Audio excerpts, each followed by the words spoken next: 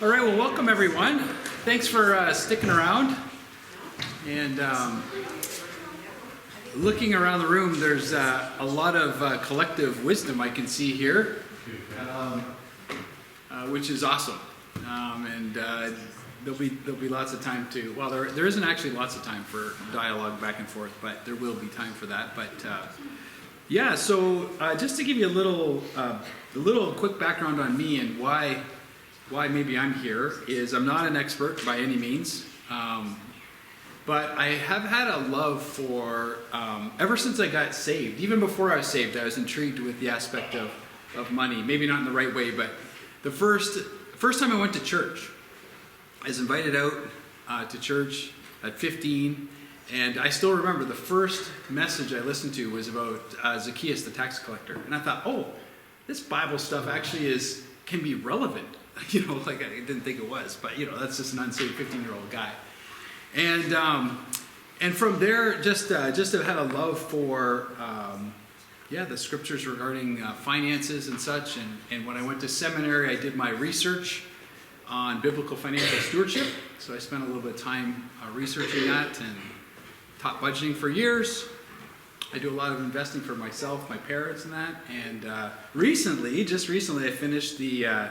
You guys are probably familiar with Dave Ramsey. Maybe if you know anything about the financial world, Christian finance, he's pretty big in that realm. I just finished up their financial coaching master training.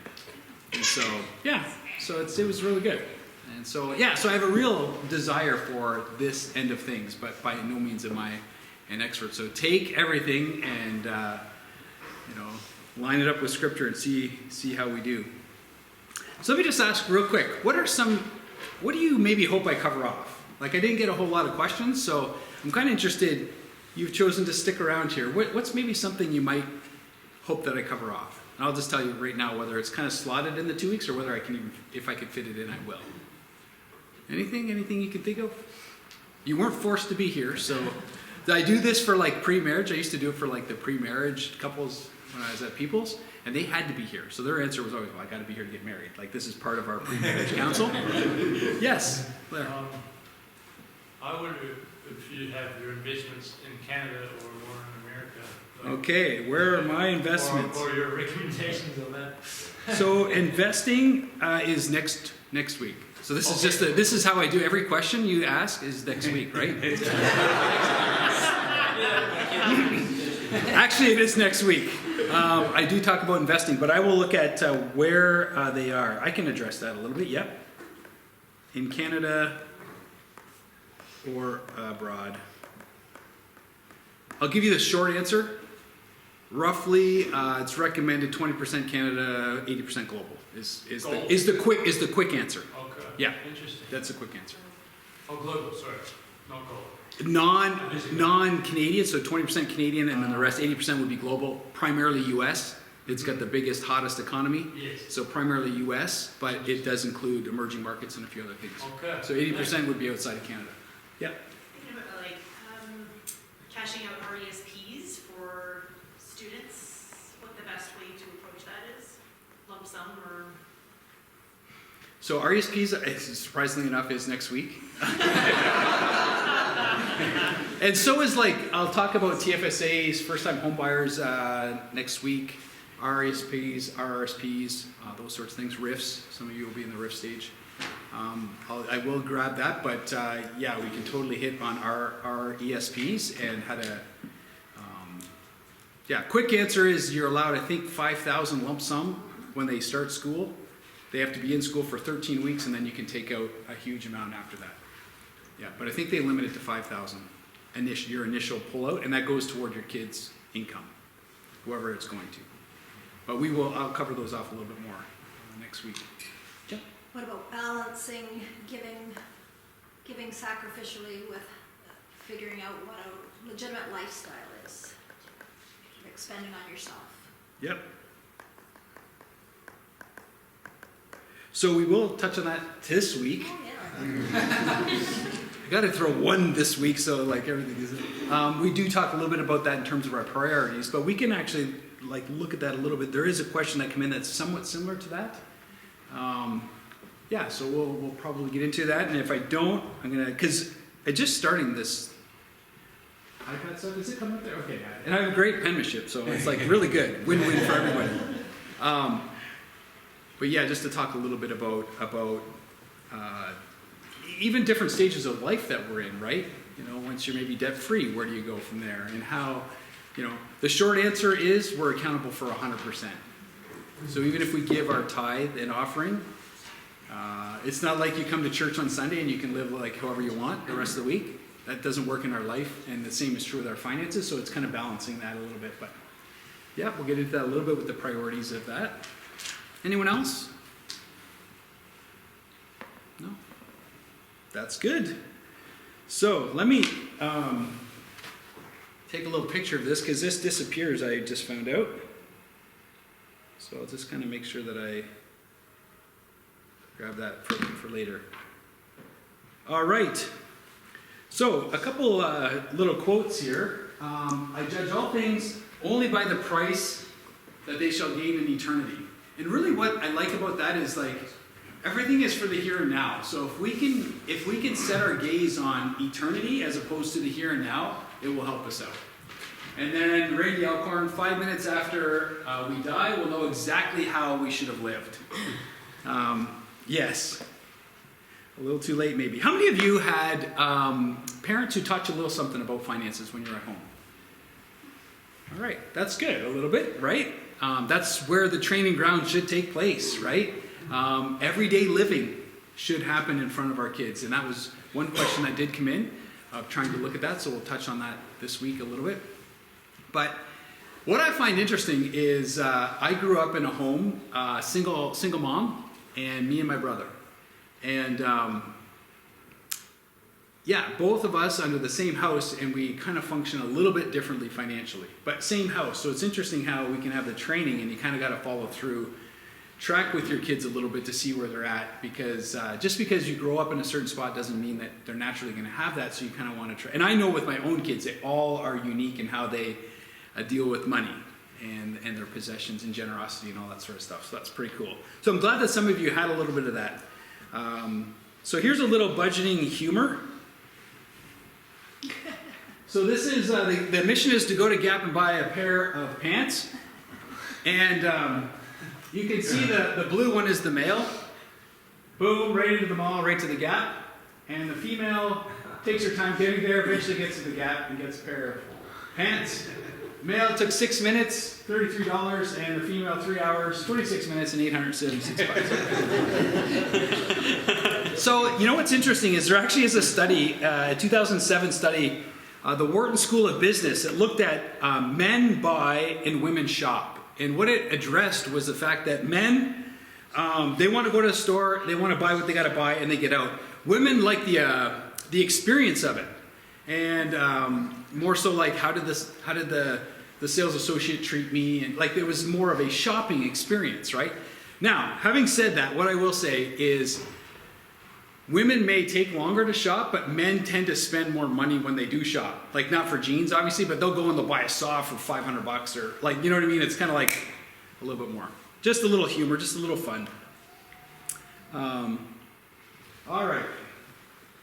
So, this here is the Treasure Principle. We have this book, I think, in the library. It's a good little book by Randy Alcorn. I will tell you that he is probably my favorite financial guy, Christian financial guy. And there's a number of them, but he, very biblically sound. If you contrast him and Dave Ramsey is on YouTube. Like he gets things riled up. He has a few minutes to deal with something, and he portrays that on the YouTube and on his podcasts and stuff like that. Outside of that, he's actually more normal, but I think it's a bit of a show, right? That's what it is. But I really, really like Randy Alcorn.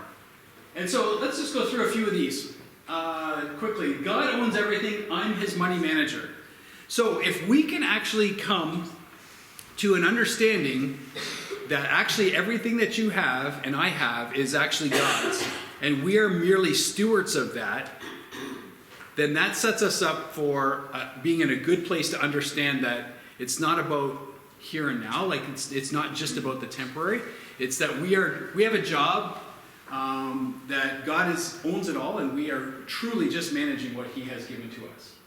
Number 2 is interesting. My heart always goes where I put God's money. Okay, so the verse down below is Matthew 6:19, and it talks about, do not store up for yourselves treasures on earth where moth and rust destroy and where thieves break in and steal, but store up for yourselves treasures in heaven, and for where your treasure is, there your heart will be also. So that's the key, is that your heart follows and goes where you put God's money. So if you put all your money in the stock market, what are you going to follow? The stock market. You are watching the stock market. And if you work with people who are heavily invested in the stock market, they are looking at the stock market all day long. Right? Because their money is there. And that's where your heart goes. If you put your money in missions, where do you think your heart's going to go? In missions. You're going to be interested. It's not the opposite. Okay? It's not where your heart is, that's where your money goes. It can work that way. But it's actually where you put God's money, that's what you're going to be interested in. So why not think about how we can invest in the kingdom so that our heart is going to go toward kingdom priorities. And I love that. I love that. My heart always goes where I put God's money. Heaven, not earth, is my home. Randy Alcorn, the ministry that he oversees is called Eternal Perspective Ministries. And his focus is always to take us from the here and now to look long term. And it's so helpful in so many regards. So if we recognize that we don't live for the here and now, it's not YOLO, like you only live once, so just do whatever you want. That's not really how it works, actually. So if we can have the mindset financially, if we're just looking through a financial lens right now of eternity and storing up treasures in heaven, as opposed to amassing wealth here only, we will miss out on a great deal of blessing if we're not looking toward heaven. Number 4 is I should not live for the dot, but for the line. And really what they're talking about there is that if this is your life right here on earth, however many years you live is that dot. That could be 80 years, could be however long we live. And then eternity goes from here all the way across forever in that direction. Opposite of my iPad. Goes in that direction forever. So if we live for the dot, we're missing out on so much in store that we can put those treasures into heaven by the way we act, by the way we utilize what God has granted to us. So that's another good one just for thinking long term. I love this one too. Giving is the only antidote to materialism. And we live in such a highly materialistic world. You think of look at the Super Bowl, the advertising money they spent at the Super Bowl. It actually pays off. They wouldn't do it if it didn't work. And they put billions of dollars into advertising because people buy stuff and it works. And so they are trying to show you that you have some sort of need that you don't have. And so they want you to buy this product. So they make it look like you have some sort of need. And so the only way to turn materialism, which is about taking, is actually to flip it on its head, and it's to give. And so if you don't want to be sucked in by materialism, by having more and more, then the antidote to that, the remedy, is that you would give instead. And so that's one way for us, especially in the Western world here, to combat the meism and the massive purchasing all the time, is to actually flip it on its head and to actually give instead. And so God prospers me not to raise my standard of living, but to raise my standard of giving. Have you ever thought of that? That if you got a raise tomorrow, an extra $20,000, would you say, you know what? Before the Lord, maybe you have a budget, maybe you don't.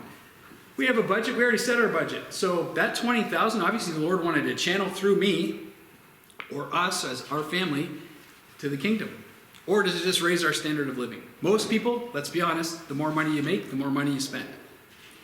And so if you, and there's a pastor, he's kind of fallen into some tough times morally, but he has an interesting story that when he was a young pastor, I'll leave his name nameless, so you don't go searching it just for the fun of it. they had set a budget, and that budget, he was a traveling preacher and got paid kind of as he went from church to church, and his wife had a job. His wife ended up getting a significant promotion, and so they had set their budget at $30,000, and sure enough, their yearly income went up to $100,000 that year. And they decided that they had prayed before the Lord that their budget was $30,000, so they gave the $70,000 through to the kingdom. And the Lord has channeled funds through them for a number of years. I don't know if I could have done that, to be honest with you. Like, you could make up some good reasons to store ahead, you could make up all kinds of good reasons to not have done that, but they felt compelled that they had set that budget. So, God prospers me not to raise my standard of living, but to raise my standard of giving. That's a tough one too. One of the treasure principles. All right. 7 good reasons for a budget. I am going to kind of scoot through these because these are just kind of a couple little takeaways. So, number 1, it builds discipline and organization. Obviously, there's many good reasons. How many people would be on a budget, per se? Loose budget? Like really loose budget, like just so you can say you're on a budget. Yeah, so a budget, it does build discipline and organization. Yeah, it's the first step in knowing your overall financial health. And so without easy to read data or easy to input data, you're going to have no way of knowing what's going on financially. And so it builds this organization. It forces you to think about money. And some people love thinking about money. Like I could talk all day about money. And not an issue for me. Some people don't want to talk about it. And so it does force us to think about this. Yeah. It can be costly if we don't think about money and we just kind of hope that things work out. Remember that we are God's money manager. So if we don't think about what He's blessed us with and how we are to utilize that, then we're selling ourselves short there too, I think, to honor the Lord if we're not thinking about that. Crisis prevention.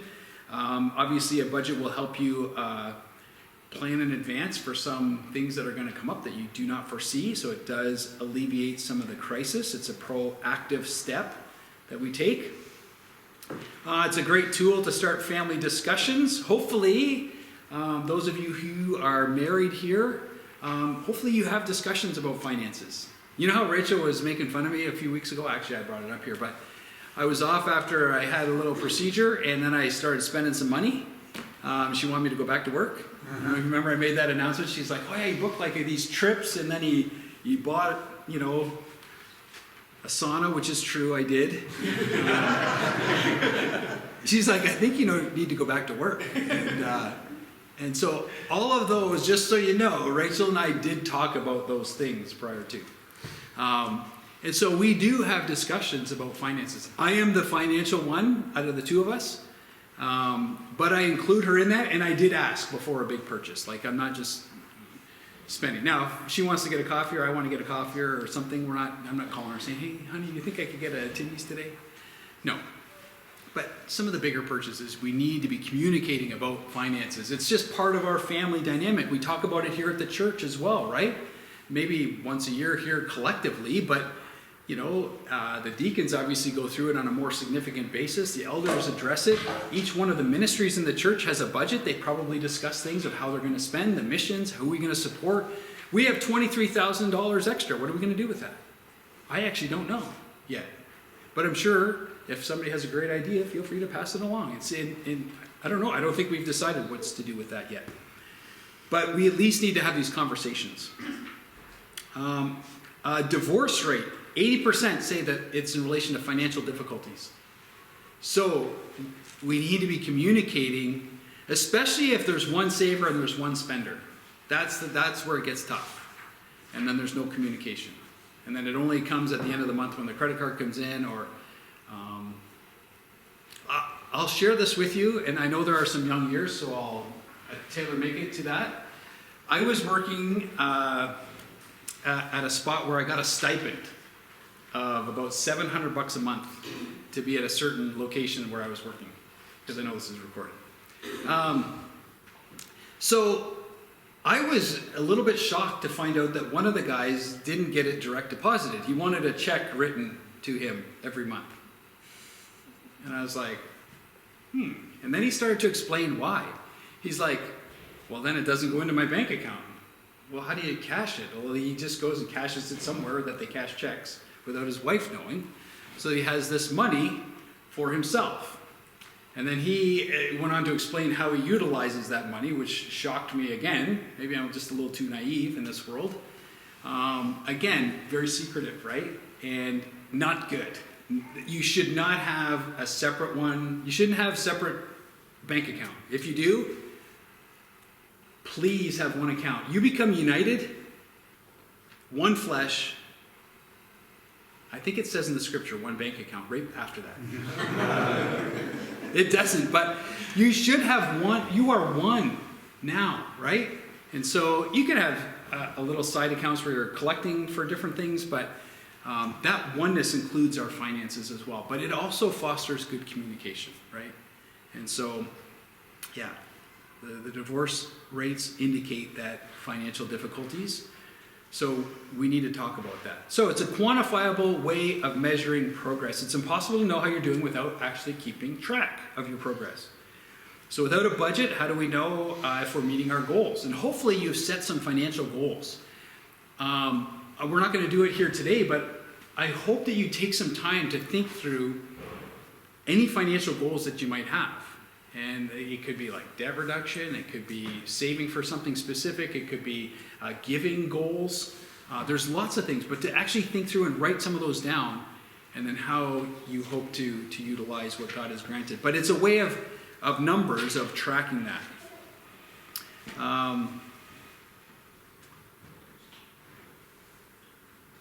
So if you are in debt currently, you have any debt of any sort, that's mortgage, cars, personal loan, credit cards, whatever. There's no judgment here today. That's what I learned as a coach. There's no judgment. Credit card debt is one of the worst debts, right? Because it's so high, the interest rates. But if you're in any sort of debt, well, I don't know. We don't know the reason why you're in that. Sometimes it's just life circumstances that it just seems like there's no other option. So you maybe utilize means to take care of different things. But you should know when you're going to be out of debt. If everything stayed the same, you made the same payments all along, when will I be out of debt? When will my mortgage be finished? When will that car be paid off? And then the process is to look at your budget and go, okay, well, how can I do that quicker? And that'll be probably next week. If you want, I can walk you through very practically the baby steps that Ramsey Solutions has of the process of when you do what. I can do that. I'll probably fit that in next week. But you should know when you're going to be out of debt. And if you don't, then you're not working through your finances. You should know exactly when you're going to be out of debt, if nothing changed. And then hopefully looking at ways to how can I speed that up to get out of debt. So, but it's numbers. You need to know those numbers. You need to be able to measure that progress. Knowledge is power. By keeping track of your budgets, you'll know exactly how much you need on a monthly basis. You're able to have that emergency fund in place. You're able to know and be prepared for different things. So it does help you get out of debt quicker when you're thinking about it and you have control over that. You can also easily figure out how unexpected issues like maybe losing a job or having a child will affect your financial health. If you know these things and you know what like I keep track, I can tell you exactly how much we spend a year on all of our utilities. I have a little spreadsheet. It's maybe a little nerdish, but I keep track of those things. And, I would know how much, if I passed away, I would know how much Rachel would have to pay to keep our house and, all those things in check. So then we're not talking about it today, but maybe next week we could, but you could talk about life insurance and a few different things like that. So just to be prepared for Or if you have another child, that's another expense, okay? So how do we factor that into our budget? And I would never say don't have kids because of money, because that's not a biblical reason not to have kids. In fact, we should have lots of kids. Lots of kids, bring them. Especially my kids when they're of age and at the right timing, bring lots of them. Lots of grandkids. But yeah, because kids are going to cost you money, okay? There's just no doubt about it. Like it's, the child tax benefit that you get is not going to cover it. Helps out, but just knowing that will allow you to, plan your finances. And it's a stress reliever. So knowing where you are financially can reduce stress. If you don't know and you just never know, that must be stressful. Or maybe people just don't care and it's just no stress at all. But when the lights get shut off or the heat, it gets real, right? So this is a way for you to reduce that stress by having a budget. All right, so let's take a quick look at some priorities. We all have priorities in life. So let's just take a look at the priorities here. And that's blank. So, these are the priorities that I believe, biblically, we are to follow. We're to give first, we're to save second, and we're to live on the third. Nothing profound there, okay? I don't think that's super profound. And we call that stewardship. We're stewarding what God has given to us. Okay, so let's just take a little look. God must be first in every aspect of our life, and that includes our finances. So, God expects our first, and He expects our best. Let me take you to Genesis chapter 4. We're looking at Cain and Abel. And it says here in verse 2, and again, this is Eve. She bore, so Cain was born, and then she bore his brother Abel. Now, Abel was a keeper of sheep, and Cain was a worker of the ground. It says, in the course of time, Cain brought to the Lord an offering of the fruit of the ground, and Abel also brought of the firstborn of his flock and of their fat portions. And the Lord had regard for Abel in his offering. So why do we think the Lord accepted Abel's offering and not Cain's? Because God was first in Abel's life and not in Cain. Yes, I would say that, yes. And how is that demonstrated? Is there a way that Well, he gave us first. he gave us the... He gave the first fruit and Abel didn't. Wanted So- to keep the best for himself.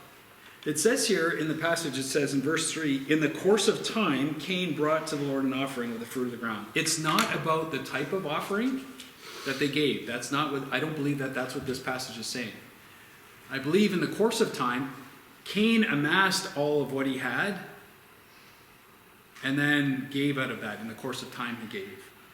And I believe that Abel gave of the firstborn of the flock and of their fat portions. So if we look over at Hebrews chapter 11, it paints a little picture for us.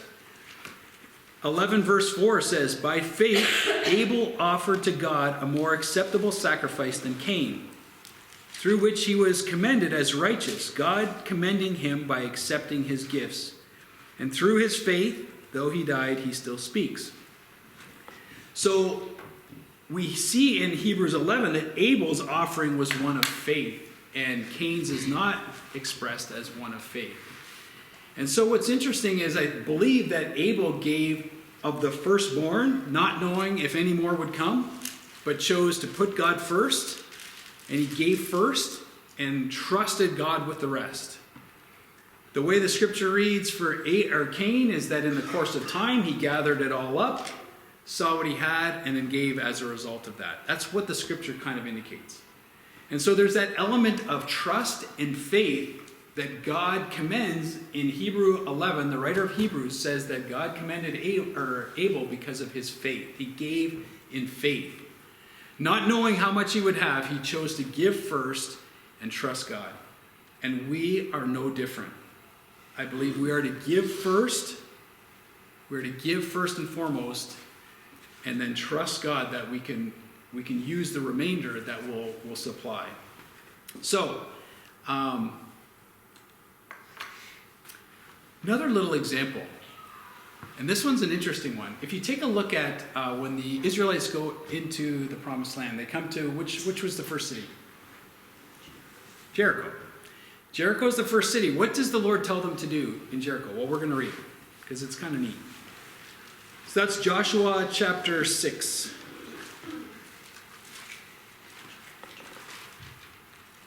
This is the first city. Heavy on the first. First city. Joshua 6. Verse 17 says, "And the city and all that is within it shall be devoted to the Lord for destruction." Then go down to verse 18. "But you keep yourselves from the things devoted to destruction, lest when you have devoted them, you take any of the devoted things and make the camp of Israel a thing for destruction and bring trouble upon it. But all silver and gold and every vessel of bronze and iron are holy to the Lord. They shall go into the treasury of the Lord." The first city they come to is devoted to the Lord. I love that. They could have used the stuff in Jericho. God says, the first city is devoted to me. And so what happens is Achan decides to take some of that plunder for himself and causes havoc moving forward because he kept something, buried it in his tent, right? They go out and they're going to slaughter the Ai with just a few men, and they come with their tail between their legs back. 36 people die in the battle, and they retreat. They should have cleaned Ai like that. And then, of course, we don't have time to read through all of that in Joshua, but basically it comes down to they found that Achan had taken of the devoted things. That which was designed for God and clearly articulated to them, do not take of it. And they took of it. And not only did his sin cause death on the battlefield, but he and his whole family died as a result as well. So, what is God's we do not want in our possession? So I love how Jericho, first city, given to the Lord. The first city they captured, given to the Lord. After that, they were allowed to take the plunder. It was interesting. I love that. That's a good first fruits principle. We are to give first. Okay, so here's a little question. Who here believes that tithing is biblical? That we still tithe? How many people think that? Most? I have one dissenter here, I can tell. Ed? In the New Testament it says, give cheerfully. Yeah, in Corinthians, 2 Corinthians 9, it talks about a cheerful giver. No, you still, but it doesn't tell you how much, just give whatever you give it cheerfully. Yes. So, I could probably argue either way. Okay, the tithe existed prior to the law. So some will say that the tithe no longer exists because it was part of the law. But the tithe existed prior to the law. Abraham tithed to Melchizedek. Jacob also tithed prior to the law. And Jesus makes one reference to the tithe, and it's in relation to the Pharisees, that they should have done, they should still continue to do that, but also the greater things he talked about. The emphasis was not on tithing by any means. Jesus was not saying that is the most important thing. In fact, it wasn't the most important thing, but he makes reference to it. What they do talk about in the New Testament, in the New Covenant, is grace, and grace giving is what I would probably call it. I do believe that we should start with a 10% tithe to the storehouse, to the church. You should be giving, in my opinion, scripturally, a minimum of 10% that would come into the storehouse first and foremost. And I get no benefit from that, okay? Just so we're clear. I don't get a kick for this seminar if it goes up, right? I've got some sort of investment kickback. Let's take a look at the Sermon on the Mount for a second. And so what Randy Alcorn would say is that tithing is the training wheels of giving. Tithing is the training wheels of giving. If you can imagine riding a bike, if you're tithing, you are faithful. And it is the beginning of generosity and giving. The beginning, not the end. And see, so many churches, people don't even give 10%. The average in evangelical churches is extremely low. And quite frankly, I don't know what the average is here. I'm not privy to that, nor do I need to be. But you know where you're at in your financial situation and where you are. What I would say is in Malachi it talks about not robbing God, bring the whole tithe into the storehouse. When I look at Jericho and keeping that which is rightfully his, I don't want any part of what belongs to the Lord in my possession. I want to make sure that I give faithfully and joyfully. Okay, so let's go to grace giving. So you think, okay, I'm not a big fan of tithing. I think we're all grace givers. So let's go to the Sermon on the Mount for just a second, and let's just take a look at what happens in the new covenant. So, Jesus says, what does Jesus say? Let's take a look at adultery. Jesus says, you shall not commit adultery. Okay, that's the law. What does he say now in the new covenant about adultery? Or about that concept? He's contrasting it. Don't commit. Yeah, don't even look lustfully at a woman. It's as though you've committed adultery in your heart against her. So, tell me, did the bar lower in grace? Or did it raise higher? I thought that was kind of fun just because Mark's thing does that. Of course, the bar totally raised, right? He goes on to talk about murder. He says, do not murder. And then he's like, okay, well, on the other hand, don't even hate somebody.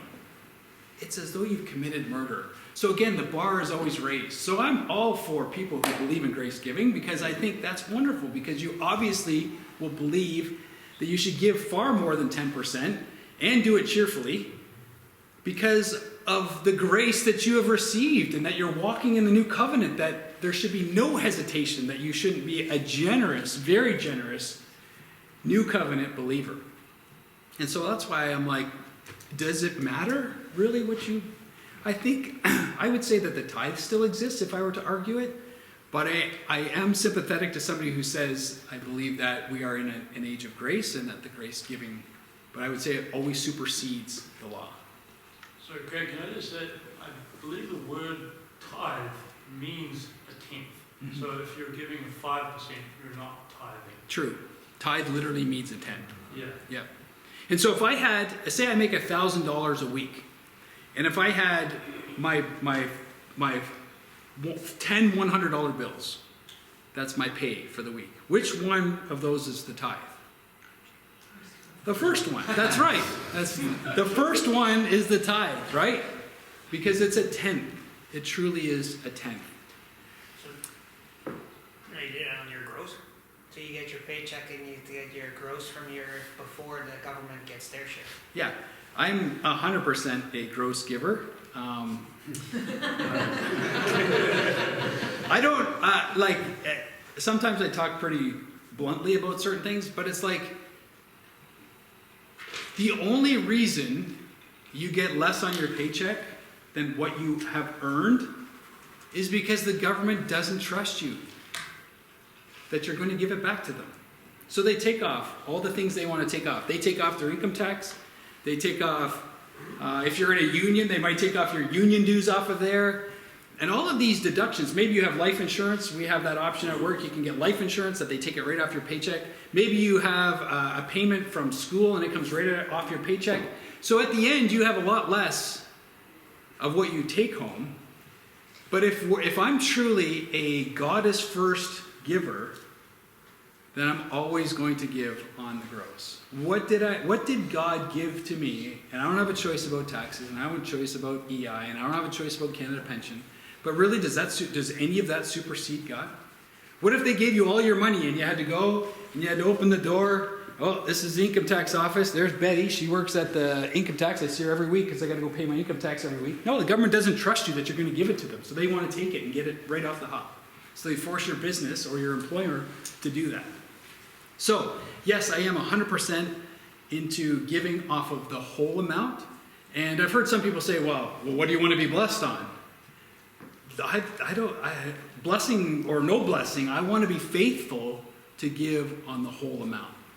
And so that would be, for me, a tithe and offering, right? So that's just my take on that. Is it harder to figure out sometimes? Yeah, it is. It is harder to figure out sometimes because I don't get Rachel's pay stubs. She started working again here recently. I don't get those. So I just see what comes into the account. I have to get her to print those out for me, right? And so I just ballpark it now. I have an idea. And just ballpark it ahead a little if you need to. But yeah, I would totally agree that that I would choose to give on the whole amount. Because I believe that God gets the first and the best. Not after the government, not after the union, not after everybody else. And so, yeah, that's why I would always recommend giving a tithe and more on the whole amount. Any other questions about we could spend the whole class on tithing and giving and the differences, but I'm trying to just kind of give it a little primer. Yeah. Is there something the church has set up or something that you can set up through your bank to give a tithe every week that would automatically go to the church? I don't believe we have an automatic one. You have to do an e-transfer. Our bank does an automatic e-transfer where I can It does. I can send an automatic I do it for piano lessons. I can set it up. myself. Okay, so You can, like, you can set up a you can do it every time you do it, but you can do it ahead too, like every month on the first of the month. You can set up a recurring e-transfer. Yeah. And it'll keep the same passcode or whatever, same. I don't do anything. I get a notification I do it for my piano lessons. I get a notification every month that it's coming out and then that it came out. Perfect. You originally said it. I did, yes, I set it up. Yeah. So there's a possibility. This is I don't know where I have this. I have thought of this. I don't know where it is in the presentation, so I might as well hit it now. But we don't have a time in our service, and we haven't talked about this as elders, so this is just full out there. This is what I think. So so this is not the elders. This is me. Okay. There should be a time where we worship. Not money, but that we worship the fact that there is that giving is an act of worship. And we don't have that in our service currently, in terms of the financial side of that. And while it's discreet at the back and it's discreet online, this is not why I bring that up. What I want to know is those of you who give online, it happens automatically, but do you pray about what happens when you give like online? Like it's so easy, or maybe it's automatic, or because it happens with me with like some missionaries we support, it just comes out every month. But do you take the time to pray about, like that's truly an act of worship of giving, and so it can be automated and we might lose out on that. Any comments or input on that, what you do maybe to worship if you do give electronically? When that first came out, I thought that, I didn't like that either. It's of Satan, right? And so, but now I do it just part of my budgeting part, of my bookkeeping part, so then you take the time, and that's why I don't really want to do it every month. I want to actually send it every month, or however often you do it. Because then it does force you to think about it, to pray about it. Yeah. To, Good. And I mean, we're retired, so our income stays pretty safe. Like it's different than if your income fluctuates a lot and all of that stuff. Yeah. Yeah. When I did a paper budget, it's when I wrote it in my book that I prayed for them, the missionaries or the church or whatever, and thank the Lord for the provision. I did it when I wrote it in my book. That's how I kind of covered that up. I still have checks, so I'm probably the pain in the rear end for the treasurer, but I drop it in that box and I am thankful for God's provision, right? It's an act of worship. They used to say that you could really tell a Christian's life by the check. Yeah, true. Yes, I agree with that. When I was a kid, I remember we had the communion service. We had the bread go around, the cup go around, and then the plate go around. And I thought people were paying for the food that they did. But yeah, it is. it is an essential part of our collective worship. And so it has sort of been lost in that kind of visual sense. Yeah, so something for us to consider in that regard. But yeah, like it's incumbent on you and me for us to worship however you choose to do that. It's not of Satan to give electronically, right? We're not contributing to the cashless society, as it indicates later on. But just take that time to be deliberate to worship when you give, right? Enjoy that aspect of generously giving. Yeah. All right, number 2, saving. So we give first and we save next. Put aside some money each pay, each month.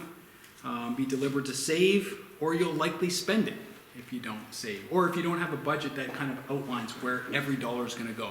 And really, when you talk about budgeting, that's really what you're doing, is you're assigning every dollar a job. That's what they'll say at Ramsey. Every dollar has a job. And what is its job in your budget? You set your budget up. Budgets don't have to be restrictive straitjackets, right? Oh, I can't do that because don't have it in the budget, right? It's not meant to be a restrictive straitjacket. It's meant to free you up, actually, so that you can plan ahead so that you're making those decisions wisely. And sometimes, I'll be honest with you, our budgets were tight. When I left policing and went to the church, Rachel and I dropped about 60% of our salary. That was tight.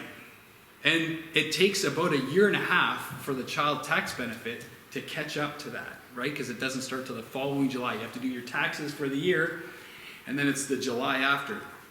And I started January 1st at the church, so that first year where we had dropped 60% of our income was tight. Okay? It was tight. But you know what?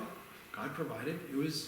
It's all glory to God. But I'll tell you, it took some adjustments, and that budget was tight. I'm on a very loose budget right now.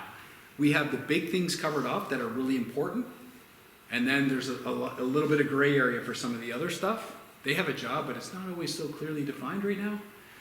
But back then, every single cent had a job, right? And maybe you're there right now because of debt or whatnot, where you're tied down. That budget is very important. So maybe, and we'll talk about this next week if I go through the baby steps with you, but if you have debt outside of a mortgage, Ramsey would say that you put your money on the debt. You don't save for retirement. You're not saving for anything but to get out of debt, except for your mortgage. So we can talk a little bit about that and some of the parameters for what they recommend and what I would, because I don't agree with everything that they say, because they're giving advice to the masses as opposed to individually where are you at and kind of taking a look at your financial situation. But if you don't, then we should be saving. So right now, Rachel and I are saving. We're debt-free. I'm not going to Dave Ramsey's show to do a debt-free scream if you watch the podcast. I'm not doing that. But we are saving in advance. We know that there will be education for our kids, which we weren't sure if we could cover off prior to. We're saving for future weddings, because they're probably coming up. And that'll be a set price. It won't be a free-for-all. It'll be this is what you get, do what you want with it. And we're saving for our next car. Our cars are 13 years old and 11 years old. And they're not brand new. So eventually I'm going to need another car. So I'm not taking on debt to buy a car. So you got to save in advance for that. So you just have to have those priorities of where you are in life and what you're going to be saving toward. I have a very decent pension. So I'm not pouring a lot of my my net income into investments, although I still am. We still are. But not at a rate that I would have to if I didn't have the pension that I have. So it's individual, right? But you have to think through, what are you saving for? What do you foresee coming up in the future that is a year away, 5 years away? And how long is it going to take you to get there to have the money so that you don't go into debt? You're pre-planning. Cars is the biggest one. I had this conversation at work just this week. And they're all talking about 0% financing, right? Oh, it's all 0% financing. I pay $800 a month, but it's 0% financing. I'm like, my 13-year-old vehicle drives to Florida, no problem, right?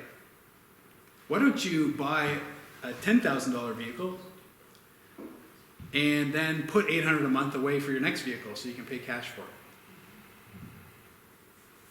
But people drive new cars. They want to drive a new car. Enough said there. But just think through some of those things. And cars are probably your biggest budget buster. A lot of people who have new vehicles, and I'm not looking at anybody. New vehicles, there are certain people who according to, and I'll say according to Ramsey all the time, just because I know kind of their if you have a net worth of over $1 million, you can afford a new car. If you don't have any debt, like if you have a net worth of over $1 million, you have no debt, you can afford a new car because you can afford the depreciation on the vehicle.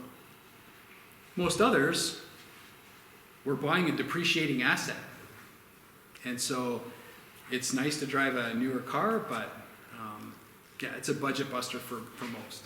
And that's, people that I run into at work or wherever is that's everybody has their own choice. It's not like what I'm saying is the only way. Like, people can choose whatever they like, but to me, I would say I wouldn't go into debt for it.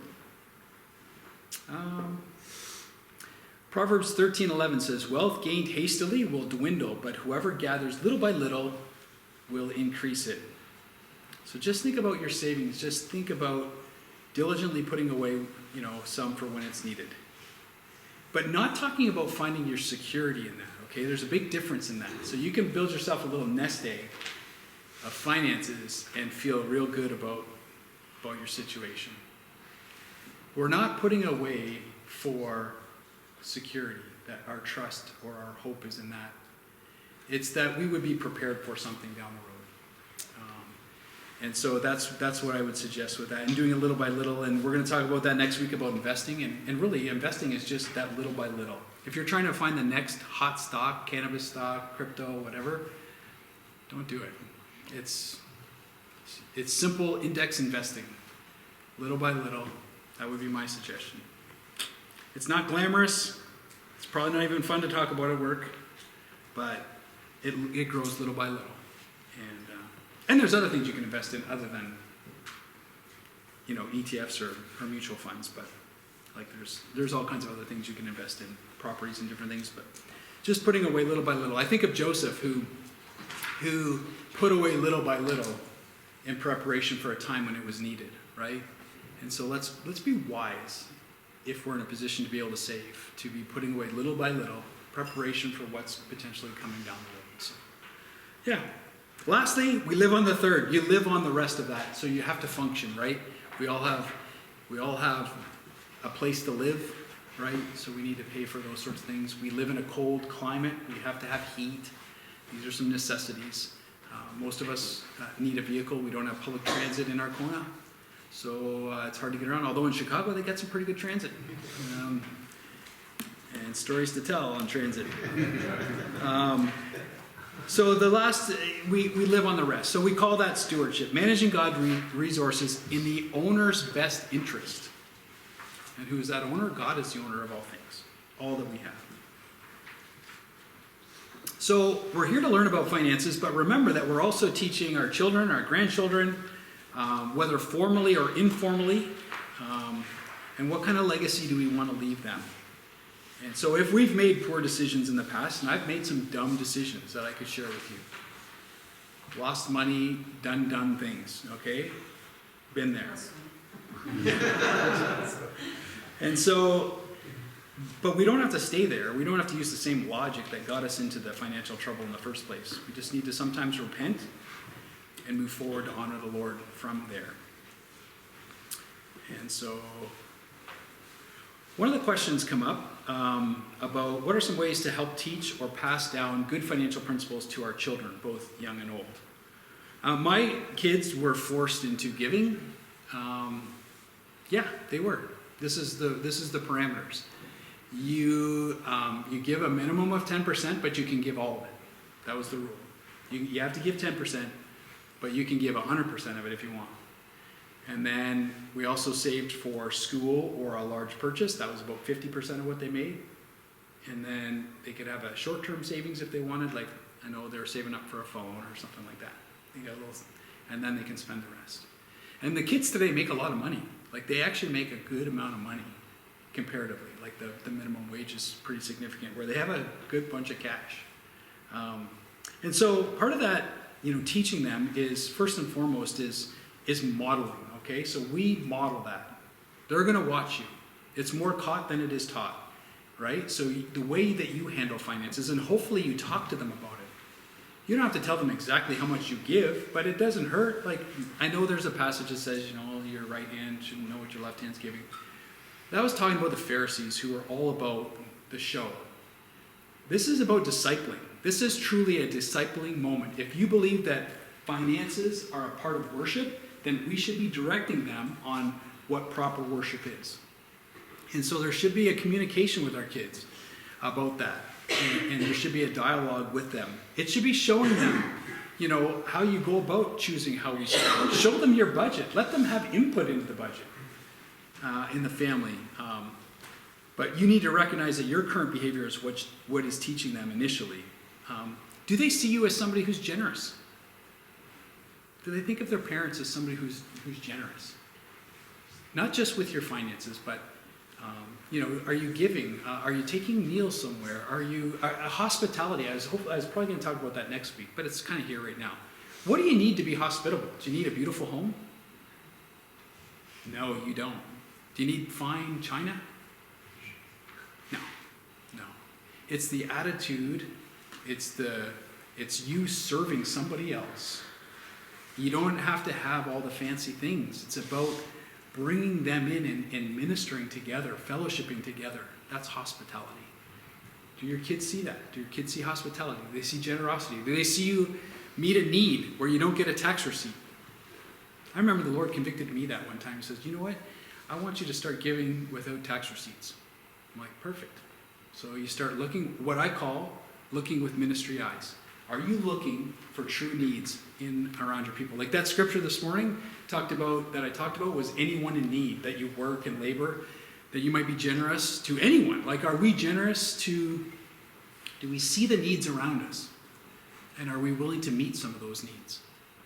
The sermon next week is going to talk a little bit about that as well, in terms of generosity and how we can meet some of those needs. But hospitality is one way that you can show I think a financial transaction, even if they don't see it as that. But it's like taking a meal to somebody, or like there's the generosity aspect of it's not just dollars and cents to the church. Like there's a lot of ways that we can teach our kids. But having those conversations, and when you're doing devotions, if you do devotions in your home, there are so many scriptures related to finances and possessions and money and how we are to respond and act in those circumstances. Those are great opportunities to bring some practical application into their lives, right? And so you probably see your kids are all different. Like, oh, I've got one that can't keep $1 in her pocket. She is so generous. It's wonderful. But I think, boy, that girl needs me to help her go, this 50% is staying here for now, and then you can give it away after if you don't need it, right? But it's so cool to see different behaviors and seeing your kids be generous and meet needs of other people. But yeah, we're to model that for them, to teach them through the scriptures, through our own examples. One of my favorite scriptures I love this. It's talking about the kingdom of heaven in Matthew 13:44. And it's talking about the parable of the hidden treasure. So he goes and finds this hidden treasure. And he goes and it says, and the key to this verse is it says, in his joy, he willingly goes and sells all that he has to buy this field of the hidden treasure. And I think of, wow, like our walk with Christ, our relationship with God, are we willing to give it all up? All this finance, all the material things that we have, do we value in our joy? Do we willingly give up everything to follow him? I hope so. But that's a great passage to talk about finances, to talk about our dependency. He owns it all anyways. And we willingly give up to surrender to follow him. it's like just taking those scriptures and walking through them with your kids. I think that's pretty cool. Anything from you guys? Anything that you use to teach your kids, maybe at different ages or anything like that, that would be helpful? Yeah, sure. I set up all of ours with a budget as soon as they started making any decent amount of money. Like, and I started them on a paper ledger, but each of them has then translated it to their own. They all do their own account. Yeah. But Yeah. they're all taught, this is how you set money aside in different categories to have enough for when you pay something. Yeah, that's great. Hands-on, this is how you do it. If you were to teach them how to ride a bike, you're right there with them, right? Walk alongside of them. They may fall, pick them up, right? Same sort of thing. And as they left our home, Cheryl gave them all a little filing cabinet with the file folders already labeled for all their paperwork and stuff. And, yeah. Did anybody have one of the like accordion ones? I used to have one of those. Okay. I have one still. Still have one? Yep. Say hi. Yep. Keeping track of all those things. It's important that we teach our kids about finances. That was actually one of the things I studied in my research project for seminary, was why are finances such a closed topic? Why is it weird that somebody might know how much you make? Why is that private?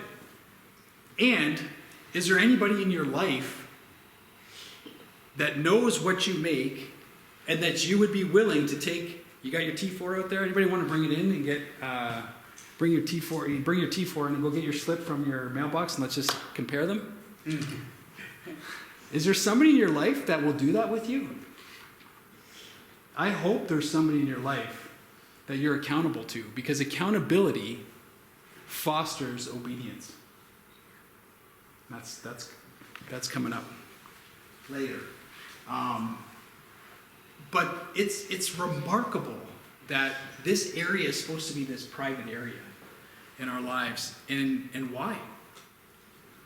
I think there's a room for discipleship for all of us. Now, I had that with somebody, and if they asked me today, I'd say 100%, here you go, here it all is. You can see exactly where we're at. I would have no problem with that. Why? Because, now, would I do that with all of you up here? No, not a chance. I don't think you need to know, and nor do I think it's good for you to know, like what, so, we're faithful givers, so what, pat us on the back? No, it's not about that. But if somebody wanted to say, hey, Craig, are you faithful? I'd say, yeah, and it's not always calculated on these slips, right? Like the Lord challenged me for a time to just give generously to others. So it's not about those, it's more so about being faithful, right? And so I had that person in my life for that reason. There's something about being content too. Like we live in a world where we're always striving to have what somebody else has. We're always presented with what everybody else has. We have to learn to be content with where He's put us and what He's given us. Mm-hmm. Because if we're not content, we're not going to give generously. We're not going to do all those other things. Very true, yeah. Godliness with contentment is great gain. Actually, it's in one of my next slides.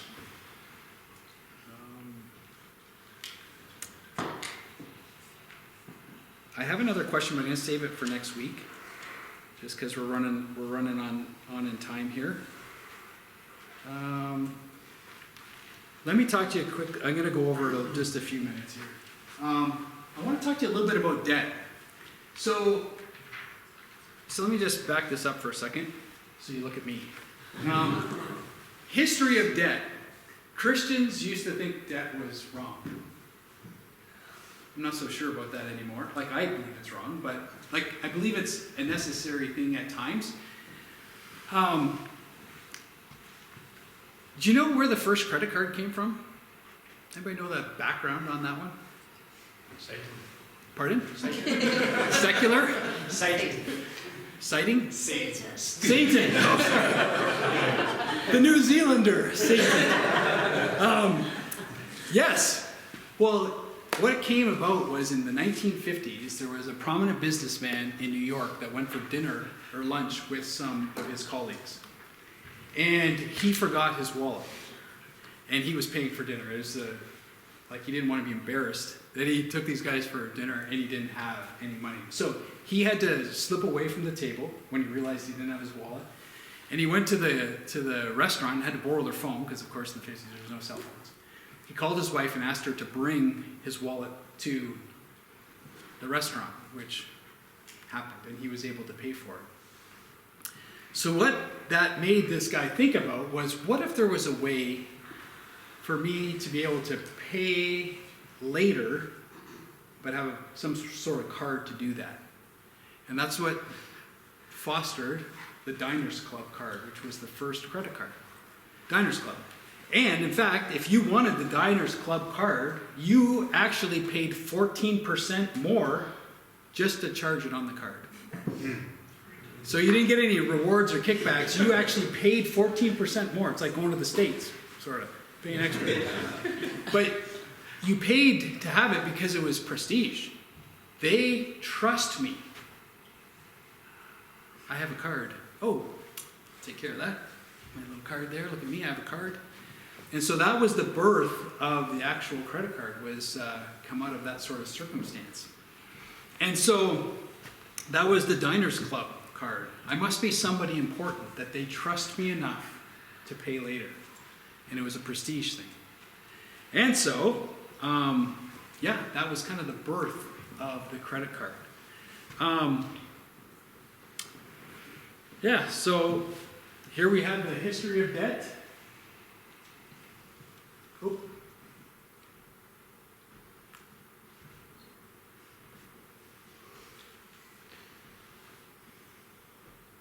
Okay, now I'm going way out of... There we go. A subtle shift occurred after World War II, where debt started taking on a more positive tone. Many received credit and they were trusted to pay back the money. So this credit was extended to you, right? Historically, Christians saw it as a negative thing. Proverbs 22:7 says the rich rules over the poor and the borrower is servant to the lender. There is a bondage, a real bondage to debt. So consider, Alcorn says, is the money I will be obligated to repay and the bondage it will create worth the value I'll receive by getting the money or the possession right now? Is that trade-off worth it?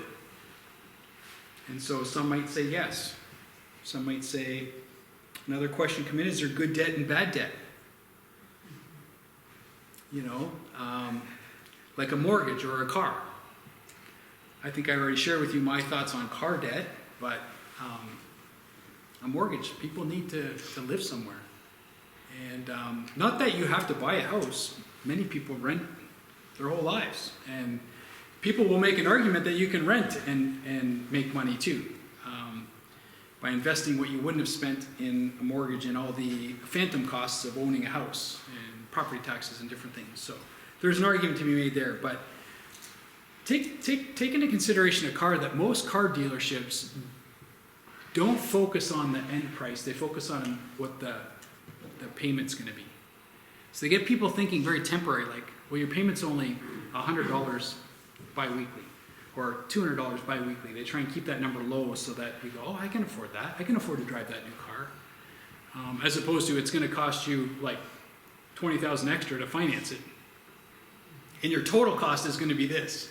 Now, I think there are laws now where they have to explain that fully, but lots of times it's more so they give it to you just in small increments. So it's short-term thinking instead of long-term thinking. But consider a house. Might be worth taking on debt. Lots of times what happens though is people buy houses that are too big for what they need. Or you look at what your parents have. As a young person, just starting out, and you think, oh, my parents have this kind of house and this is the kind of lifestyle I grew up in and live in. But you don't realize that it took a long time to get there. Like if our kids went to our first house, it was a dump. Like it was a dump.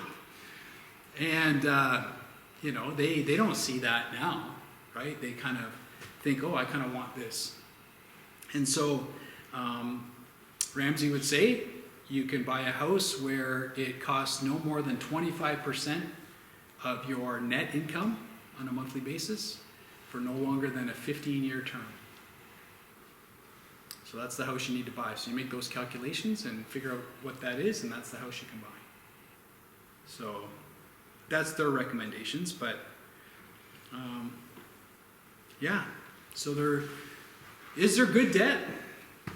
There's people on the internet that'll tell you should be buying a business and then leveraging that business to buy another business and leveraging that business so you have like 5 businesses, and then you never pay them off, you only pay the interest, and then at the very end you take out a life insurance policy for yourself that covers all of the businesses, so that when you die, the life insurance policy, tax-free, pays for all the businesses, so then your estate gets all of that tax-free.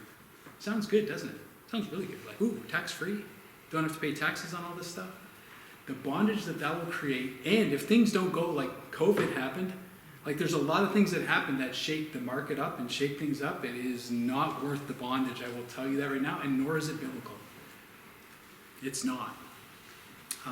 So you'll see that stuff on the internet. I listen to a lot of podcasts. I drive around a fair bit, so I listen to a lot of that, but I tell you that is dangerous, that kind of debt.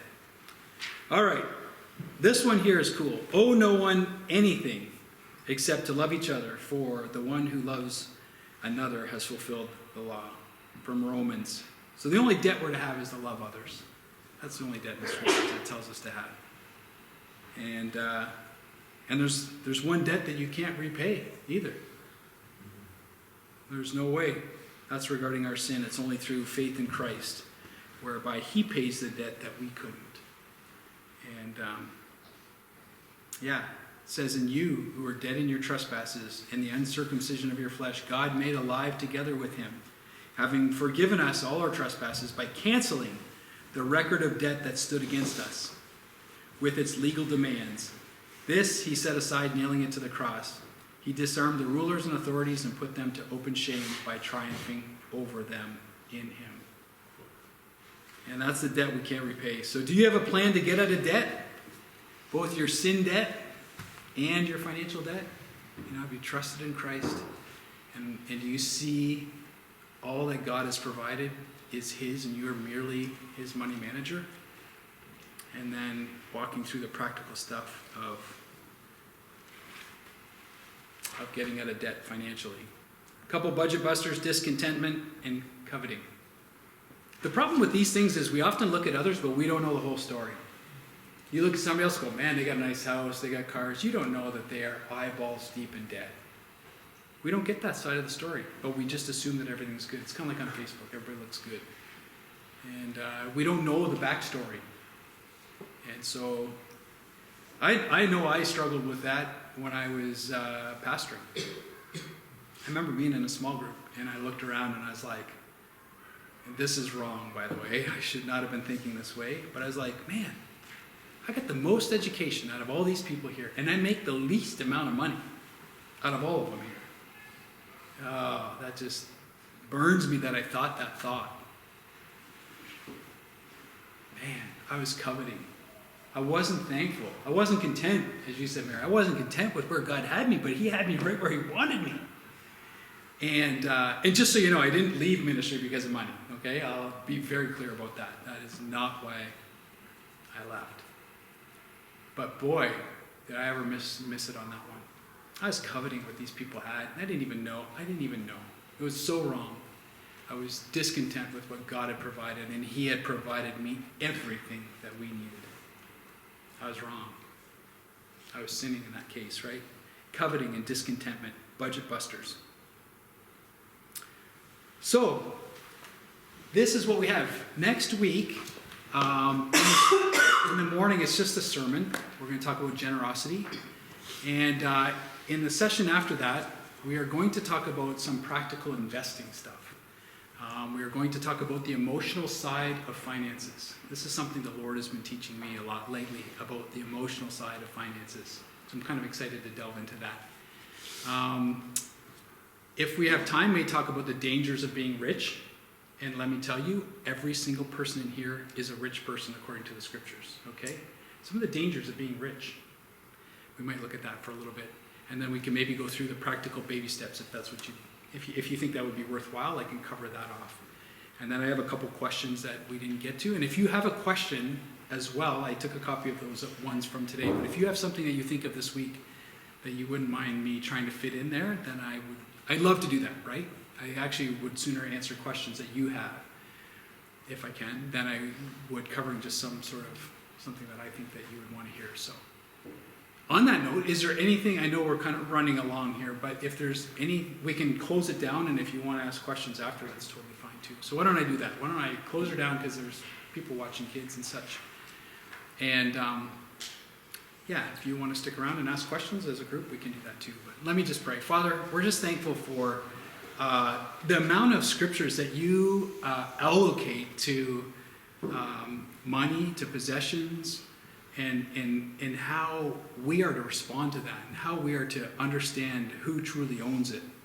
That we would see the value in being a steward of that, and that you'd give us a heart to honor you with all that you've blessed us with and given to us, and that we would be people who see needs around us and try and meet those needs. That you'd give us a heart to get out of debt if we're in debt, and to give us a heart of contentment, and to be so satisfied with where you have us. Father, just that we would be generous givers, that we would see the beauty in saving in advance like Joseph for those times when we need. And Lord, that we would be able to honor you, not just with the 10% or a tithe and offering, but with the whole amount. That you would receive the glory, that we would see the beauty in worshiping you through the giving and being generous, and rightfully giving back to you what's yours. Thank you for the scriptures. Thank you for all who are here. We praise you. We thank you in Jesus' name. Amen.